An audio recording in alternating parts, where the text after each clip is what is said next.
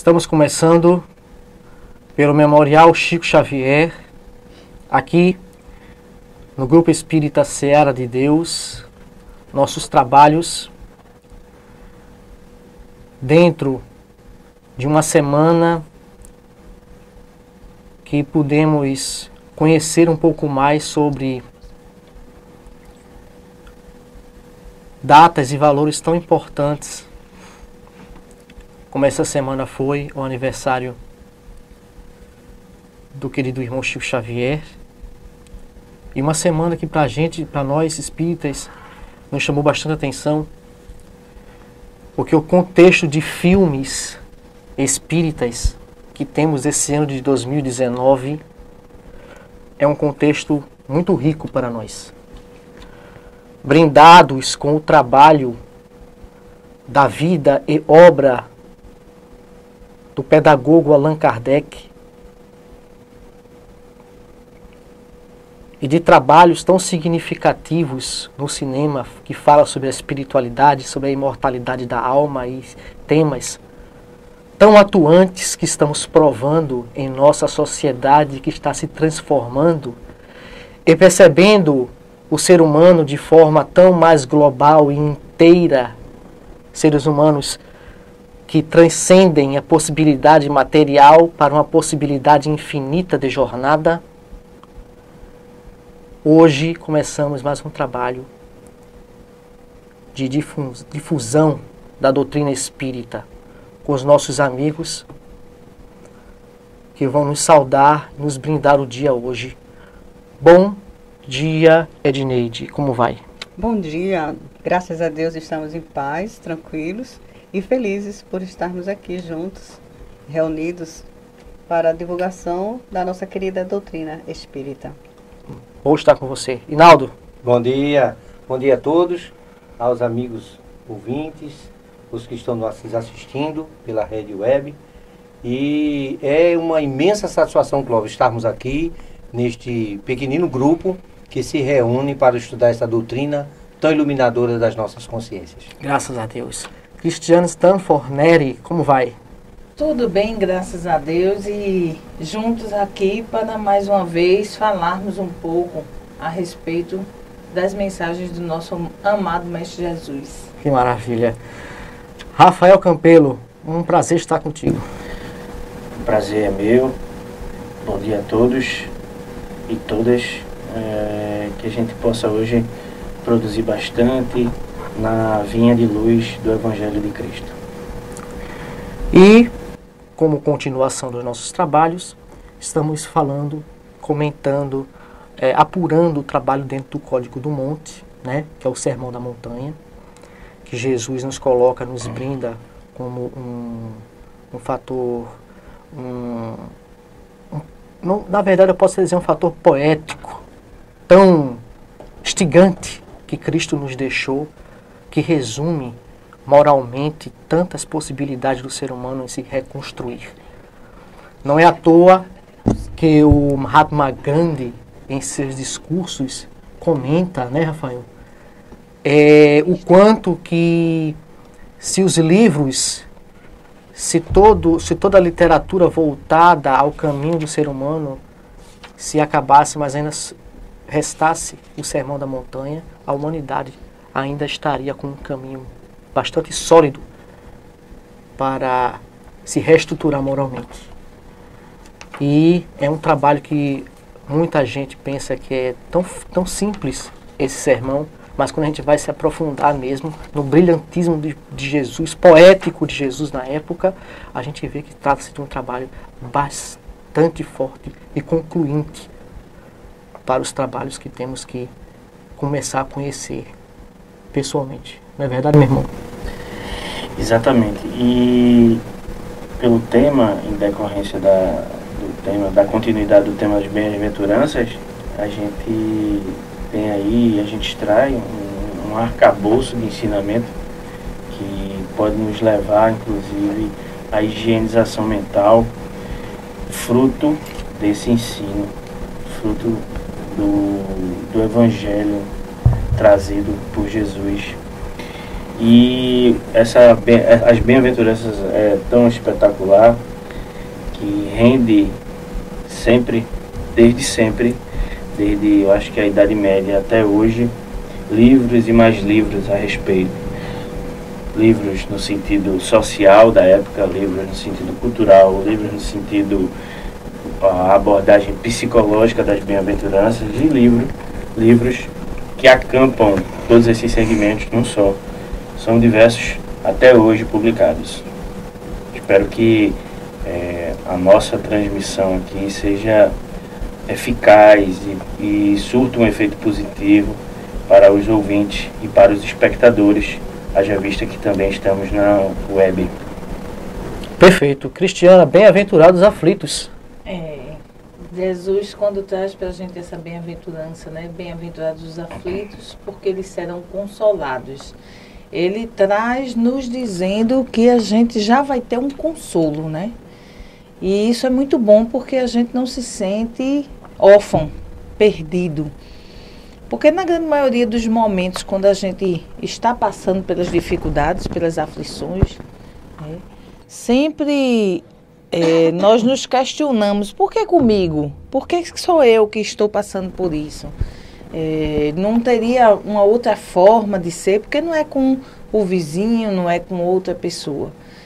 E a gente, quando começa a estudar um pouco mais a doutrina e os ensinamentos do mestre, a gente começa a perceber que cada aflição que a gente passa é um ensinamento que nos faz crescer.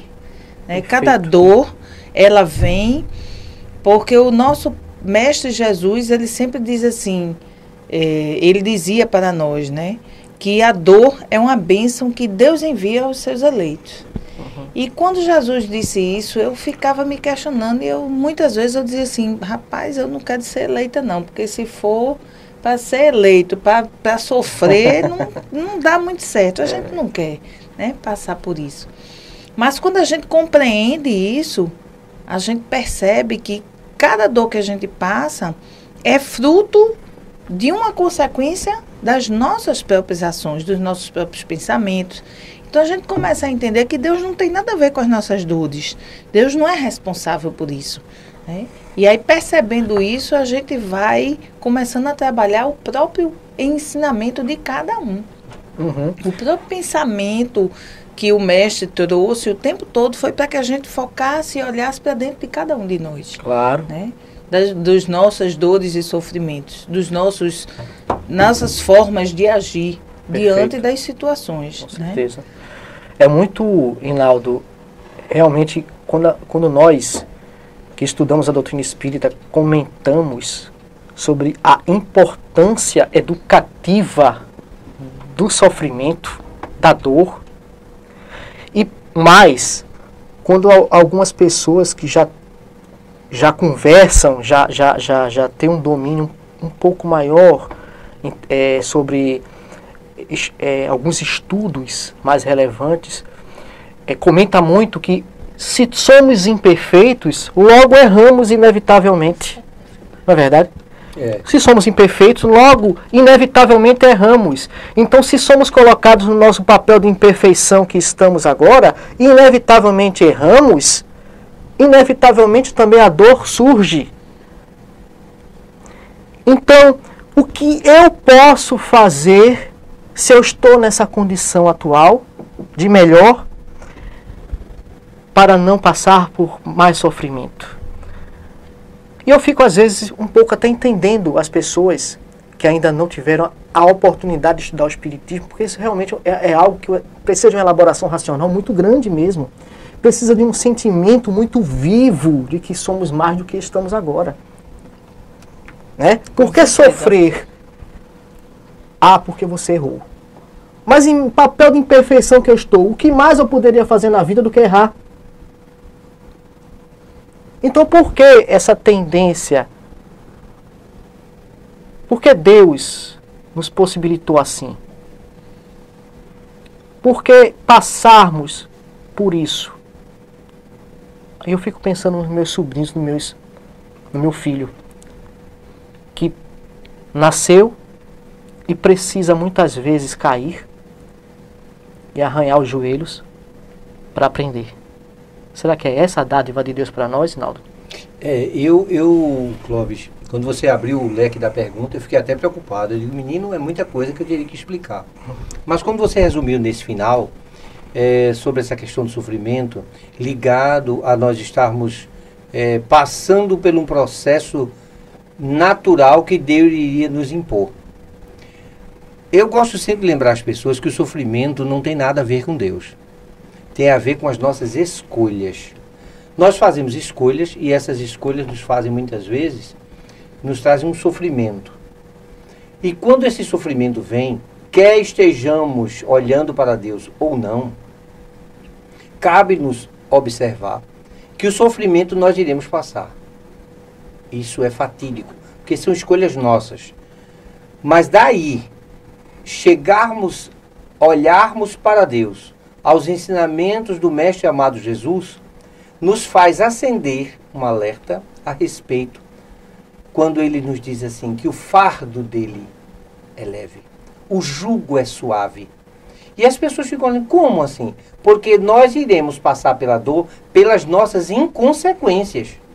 Não tem nada a ver com ele. Mas quando junto a ele, quando próximo a Deus, tornar-se-á mais fácil nos libertarmos. Porque passaremos a observar as suas leis, observaremos que estamos transgredindo leis naturais e que isso está nos trazendo dor. Por isso nós precisamos retificar esse caminho, esse caminhar. Por isso, próximo a Jesus, o sofrimento que nós causamos a nós mesmos, não cabe a Deus nem a Jesus esse sofrimento, mas a nós mesmos, percebermos que fica mais suave você passar a mudança que você precisa estabelecer. Então, a dor não é invenção divina como punição, Cristo diz. A dor é uma bênção, porque a dor é uma bênção, porque Deus instituiu que suas leis são imutáveis. E quando nós transgredimos essa lei, passamos por um sofrimento. É natural, né? Existe uma lei de atração da Terra. Aí eu me projeto em grande altura e me jogo de lá. Mas não estou dizendo uma altura de 3 metros, de 2 metros de altura. Eu não irei morrer. Eu irei transgredir uma lei que chama-se uma lei de atração e ela vai me atrair para o centro da Terra. Irei ser projetado ao chão. A verdadeira queda do primeiro, de um patamar de 1 metro, 2 metros. Quando eu cair no chão, a dor estará sendo providência divina? Não. Em consequência da minha inconsequência de me projetar de cima da escada. Eu estou caindo. Então essa dor é uma bênção para Deus me advertir que o meu corpo físico não suporta esse impacto. Então se eu me projetar de um 3º andar, com certeza eu não irei sobreviver. Transgredindo a lei, eu estarei sofrendo. Então é uma bênção, uma dor, porque vamos fazer uma comparação, outra comparação. Ao alcoólatra, o que seria dele se não fosse a cirrose? O limite que o organismo, quer dizer, o seu fígado suporta. Quando ele chega nesse limite, o corpo físico vai dar a ele estabelecer uma cirrose. Ele vai procurar o médico vai dizer a ele o quê? O que ele já sabe, não deve beber. Ele tem que parar, só que agora não é suspender a bebida, não fazer gracejos, piadas. Agora impõe-se a ele viver ou morrer. Perfeito, com certeza. Edneide, querida. Uma das coisas assim que eu gostei muito, né, assim, me trouxe muito consolo a doutrina espírita, foi em conhecer o relato dos próprios espíritos que vem trazer para nós, né, a consequência dos seus atos. Então, assim, eu ficava antes, quando eu não tinha esse conhecimento, eu ficava me questionando e eu ficava com essa interrogação na cabeça. Por que que Deus permite? Eu jogava para Deus.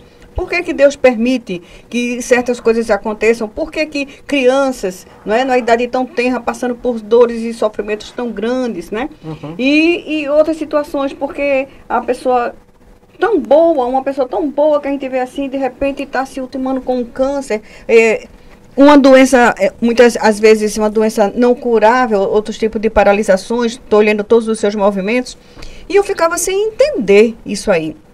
E através do relato dos próprios espíritos, né, mostrando para nós de que a morte não existe, de que o sofrimento é trazido por ele próprio e que esse sofrimento começa a partir do momento em que ele passa pelo processo, né? E quando ele chega no plano espiritual, que ele tem essa consciência, o sofrimento já começa daí. E depois vem a reparação através da reencarnação. Uhum. Então a gente tem um livro chamado O Céu e o Inferno, onde traz relatos de diversas categorias de espíritos que foram suicidas, espíritos que foram criminosos, criminosos hediondos, crimes hediondos, espíritos que passaram pela categoria assim, de pessoas felizes, né? Então, assim, a gente vê algumas situações, né, de espíritos, e isso eu comecei a entender como há um tempinho atrás nós tivemos na nossa mídia um caso assim muito, muito doloroso, que foi um assalto que aconteceu e que a criança ficou presa aos cintos e os assaltantes continuaram dirigindo o carro, a mãe não conseguiu tirar a criança e a criança ficou sendo arrastada pela via pública. Foi o né? caso de João Hélio, né? Pronto, o caso de João Hélio. E aquilo ali foi muito chocante. Como é chocante uma cena dessa, né? Muito forte. E depois o próprio espírito do João Hélio trouxe uma comunicação e mostrando que ele estava bem, estava tranquilo e que aquilo ali foi um resgate de há mais de 1000 anos atrás, de situação que ele passou muito, muito grave, né? Assim, então mostra assim, o quanto ele ficou muito tempo assim, empedernido no mal, tudinho, e que ele passou por aquilo ali, que agora ele estava bem. Então a gente começa a entender a lei de causa e efeito, a gente não sair daqui sem pagar o último ceitil, né, aquela situação. E a consolação para a gente de saber que a vida continua e de que nós somos detentores dessa paz, nós somos detentores da felicidade, que isso aí se constrói a cada dia, dentro de cada um de a gente. E o mais importante da gente entender é que a gente está passando por aquilo, não é porque a gente precisa pagar algo a alguém, mas pela nossa própria consciência, quando a gente compreende que transgrediu a lei, a gente pede a oportunidade de vir e ressarcir a própria lei. Então não é punição. Né? E aí surge a oportunidade, né? Isso. E aí a gente não tem como punição. Aí quando a gente entende que não é punição, mas apenas um reajuste daquilo que a gente transgrediu, fica mais fácil a gente passar pelas dificuldades. E entender. Com certeza. Entender. Rafael, para fecharmos com chave de ouro. Erramos. Passamos pela aflição, pela dor, em consequência. Brigamos com nossos pais, podemos brigar com nossos irmãos, podemos naquela hora pensarmos um pouco diferente e fazermos algo que trouxe dor a alguém. Erramos. E no outro dia nós acordamos, abrimos os olhos. E o que fazemos no outro dia? Como encarar essa situação e o que fazer para retificarmos ou aprendermos e não fazermos mais? Foi pertinente a pergunta porque traz a raiz do nosso progresso. Quando a gente inicia o estudo das bem-aventuranças, nos capítulos anteriores, a gente abordou aqui os bem-aventurados pobres de espírito, e que traduz-se na questão da humildade, né? Do reconhecimento dos nossos erros, dos nossos vícios, das nossas paixões. E em virtude dessa bem-aventurança, desse entendimento, do despertar da alma para a humildade, aí vem o próximo passo, que é justamente bem-aventurados os aflitos. Porque veja, como é que poderíamos trazer para si o sofrimento, como é notório, é necessário até para o nosso aprendizado, em decorrência da evolução que nós temos como espírito. Como poderíamos receber o sofrimento, receber as incertezas da vida, receber as angústias, receber as dores internas e externas da vida, e como absorver sem a primeira bem-aventurança, a humildade.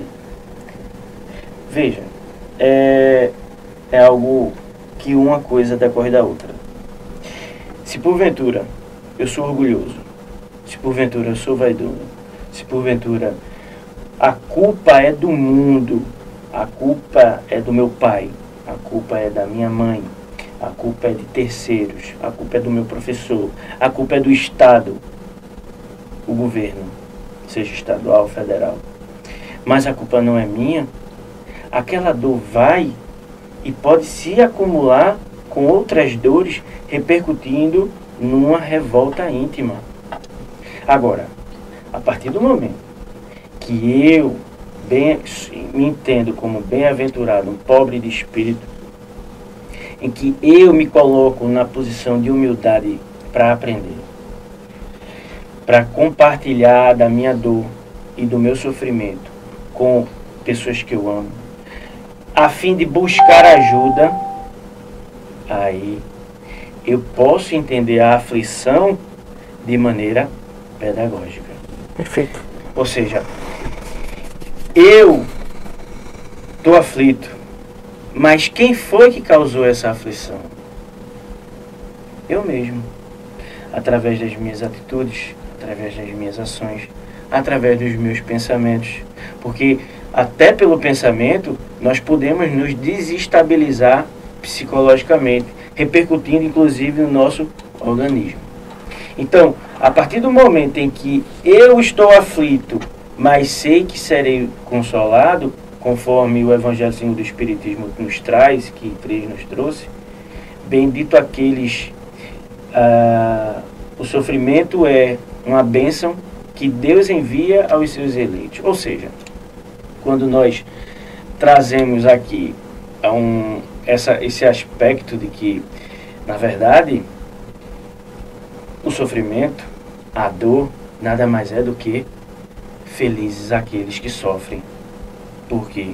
Porque um dia serão bem-aventurados. E por que serão bem-aventurados? Porque tem um papel pedagógico por trás daquela dor. E, por consequência, essa pedagogia vai ampliar o seu campo de visão. Exemplo. Veja só. Nós temos as nossas fraquezas. Nós temos os nossos hábitos, inclusive, deseducados. Nós temos os nossos vícios. Eu vou trazer aqui um paralelo com um crime, certo? Eu só vou cair no erro, eu só vou me inclinar para o meu vício se eu tiver predisposto, se eu tiver aquilo ainda dentro de mim. Onde é que eu quero chegar?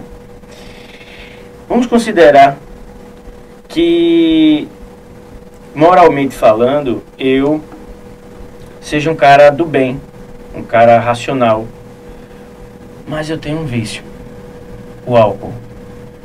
Então veja, eu sou um cara cristão, eu sou um cara cidadão, mas eu tenho aquela tendência para o álcool, eu tenho aquela inclinação. Então aquilo ainda mexe com o meu eu, ainda mexe, e se porventura eu cair naquilo, vai me gerar uma aflição. É como se fosse o seguinte: agora, a partir do momento em que eu supero aquele vício, eu supero aquela tendência maliciosa, aquela paixão, eu sigo em frente, alargando a mente, não mais no sentido de já me inclinar novamente para o álcool, mas sim no sentido de dar as mãos para aqueles que agora se encontram martirizados pelo álcool. Nós só somos mexidos dentro de nós com o que nos desperta. Como, por exemplo, estamos aqui reunidos e a casa deixa o seu iPad.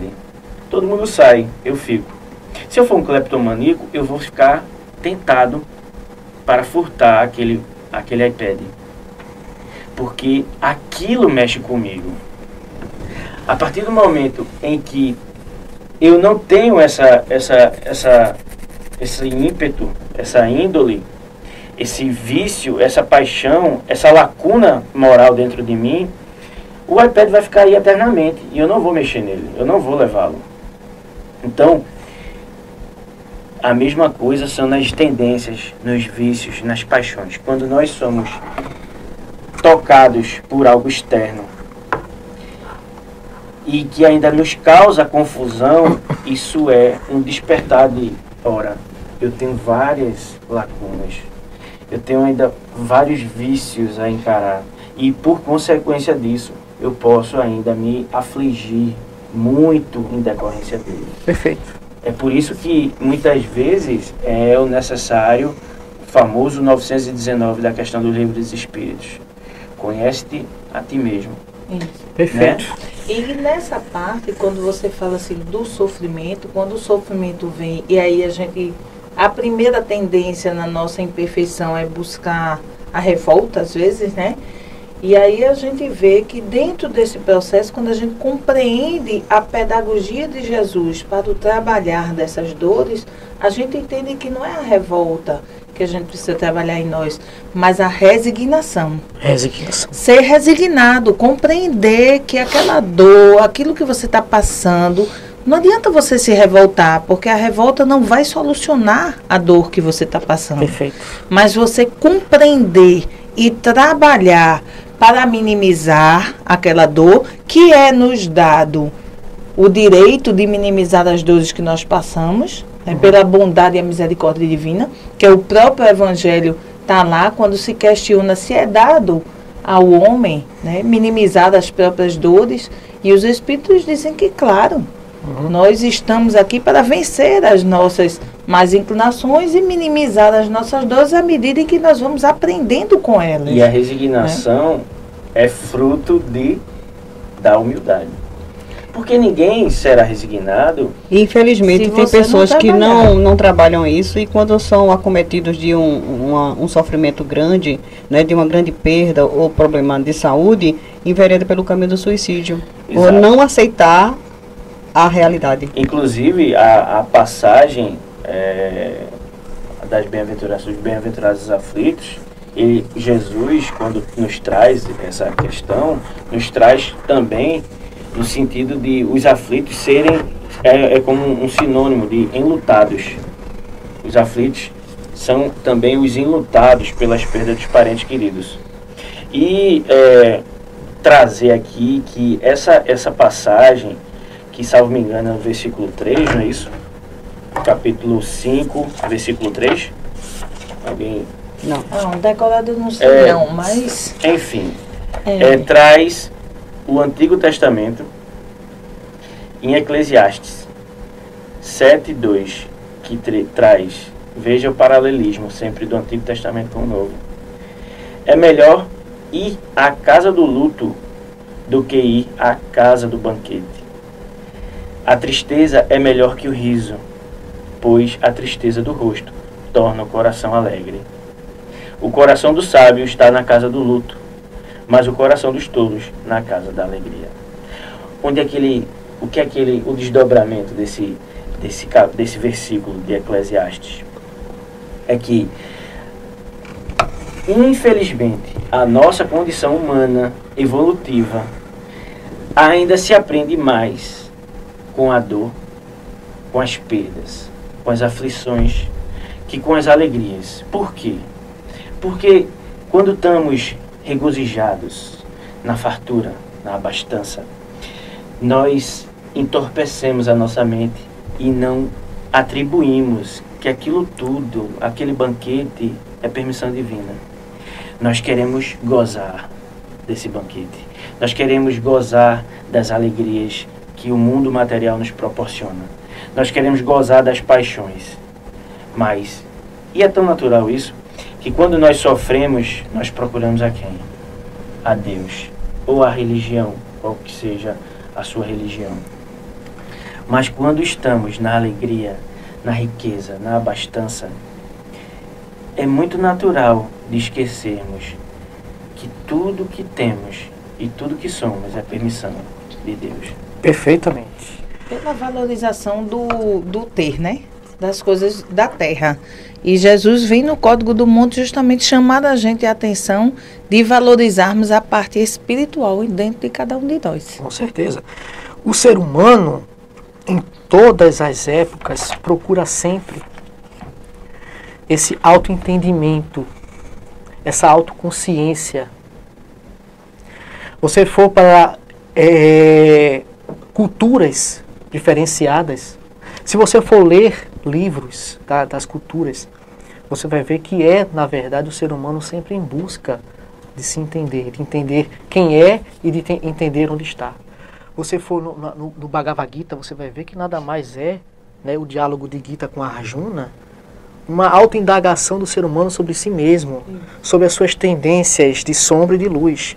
Se você for na Grécia, né, naquele berço de civilização, de conhecimento, né, que eles bebiam a possibilidade da percepção do mundo e deles no mundo, hoje o Doutrina Espírita nos traz a verdadeira revelação de quem somos e nos traz com detalhes qual é o nosso objetivo nesta vida e do nosso futuro de consciência.